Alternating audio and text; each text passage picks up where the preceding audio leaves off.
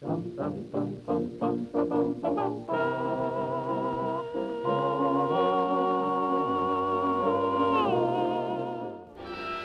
June 19 ay kaarawan ni Jose Rizal, andito tayo ngayon sa Sampok sa Maynila na ang mga pangalan ng kali ay hango sa buhay at akda ng pambansang bayani. Sinasabi nila ng pagpapangalan sa kali ang pinakamabisang paraan para pangaralan at alalahanin ang ating mga bayani. At dito nga sa era na ito sa Sampaloc, Manila, lahat dito ay may kinalaman sa ating minamahal na JR. Pero ito ngayon ang gusto kong malaman. Gaano ba natin kakilala talaga itong mga pangalang ito? Ito nga, Calle Blumentritt, na pinangalan kay Dr. Ferdinand Blumentritt, ang malapit na kaibigan na Rizal ng Aleman. Isa siya sa mga unang European na Filipinologist, eksperto sa mga ariling tungkol sa Pilipinas. Kahit minsan ay hindi siya nakatungtong sa ating bansa. Pero siguradong kilalang kilala siya ng mga residente ng Blumentritt, hindi ba? Sino Blumentritt pa? Pilipino o yung dating US na ano?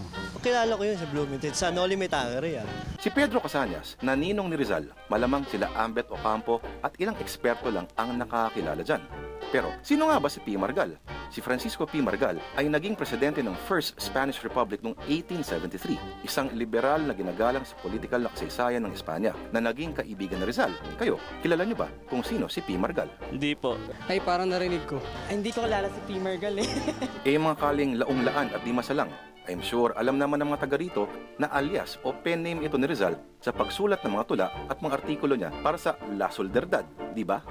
Matagal na kali na yun, sir, eh. Yung laon-laan. Siguro yung laon-laan, baka isang special na hero yan. Damdam. Basta kali to. Si Austin Craig, isang Amerikanong manunulat na gumawa ng talambuhay ni Rizal. Kilala kaya nila? Oo nga naman, kung Noli nga ay ilan lang ang nakakabasa ng buo. Yung biography pa kaya na sinulat ni Austin Craig? Craig. Hindi. Hindi rin po. Hindi. Yung San Diego.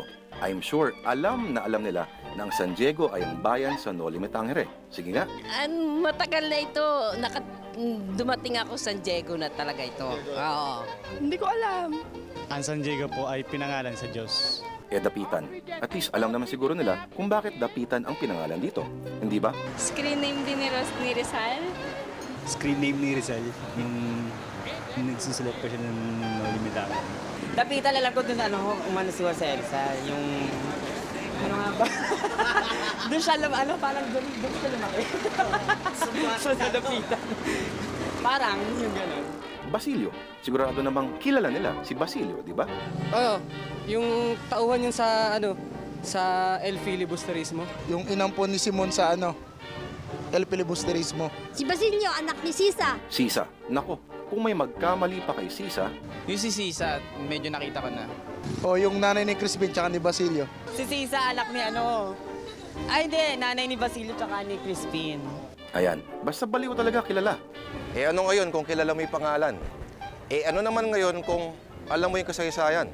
Bakit? May mababago ba? Ganun din eh. Lagi rin namang binabaha eh. Ba si Blumentritt? Ay, hindi ho. Taga Basilio ho ako eh. Taga Basilio. Kilala mo si Basilio?